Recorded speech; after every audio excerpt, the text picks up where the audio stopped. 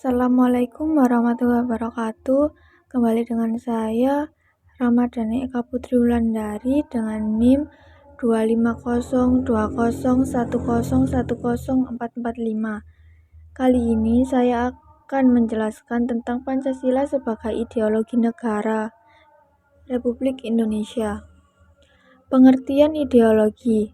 White mendefinisikan ideologi adalah soal cita-cita politik atau doktrin atau ajaran dari suatu lapisan masyarakat atau bahkan sekelompok manusia yang dapat dibeda-bedakan. Maka, Pancasila sebagai ideologi bangsa Indonesia sering disebut seperti 1. Pancasila sebagai pandangan hidup bangsa Indonesia. 2. Pancasila sebagai cita-cita bangsa Indonesia. 3. Pancasila sebagai jiwa bangsa Indonesia. 4. Pancasila sebagai kepribadian bangsa Indonesia. Jenis ideologi. 1. Ideologi terbuka ialah ideologi memiliki nilai dasar yang tetap, tetapi dapat menyesuaikan diri dengan perkembangan zaman, ilmu pengetahuan, teknologi, dan kebutuhan masyarakat tanpa mengubah nilai intinya. Sedangkan ideologi tertutup adalah ideologi yang bersifat kaku dan tidak dapat berubah atau disesuaikan dengan perkembangan zaman. Ideologi ini biasanya dianggap sudah final dan mutlak, sehingga masyarakat harus mengikuti sepenuhnya tanpa memberi ruang untuk penafsiran atau pembaruan.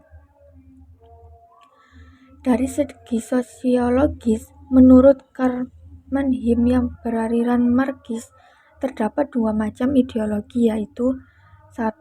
Ideologi partikular adalah ideologi yang dipahami sebagai gagasan atau keyakinan yang hanya dimiliki oleh individu atau kelompok tertentu. Sifatnya lebih sempit dan sering digunakan untuk kepentingan kelompok tersebut. 2. Ideologi komprehensif adalah ideologi yang mencakup sistem pemikiran yang lebih luas dan menyeluruh, serta menjadi dasar pandangan hidup suatu masyarakat atau bangsa dalam melihat dunia secara umum. Jadi, perbedaan keduanya terletak pada cakupan dan tingkat keluasan pemikirannya. Pancasila sebagai ideologi negara.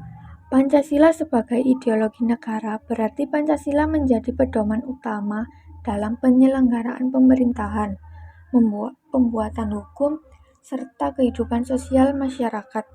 Nilai-nilai yang terkandung di dalamnya seperti ketuhanan, kemanusiaan, persatuan, kerakyatan, dan keadilan sosial dijadikan dasar dalam mengambil keputusan dan bersikap di berbagai bidang kehidupan. Melalui pendidikan Pancasila, masyarakat diajarkan untuk memahami bahwa Pancasila bukan hanya teori, tetapi harus diamalkan dalam kehidupan nyata. Misalnya, dengan bersikap toleran terhadap perbedaan, bermusyawarah dalam mengambil keputusan, serta menjaga persatuan dan kesatuan bangsa. Pancasila sebagai ideologi memuat 3 dimensi yang penting dan relevan. 1. Dimensi realitas. Nilai-nilai Pancasila berakar dan hidup nyata dalam budaya serta pengamalan masyarakat Indonesia. 2. Dimensi idealisme, berisi cita-cita luhur yang mampu memberikan harapan dan motivasi bagi kemajuan bangsa. Dan 3. Dimensi fleksibilitas atau pengembangan, bersifat terbuka dan mampu menyesuaikan diri dengan perkembangan zaman tanpa mengubah hakikat dasarnya. Pancasila memiliki kedudukan yang sangat penting dalam kehidupan berbangsa dan bernegara, yaitu 1. Sebagai dasar negara, 2. Sebagai ideologi negara, 3. Sebagai pandangan hidup bangsa, dan yang terakhir, 4. Sebagai sumber dari segala sumber hukum. Sekian dari saya. Wassalamualaikum warahmatullahi wabarakatuh.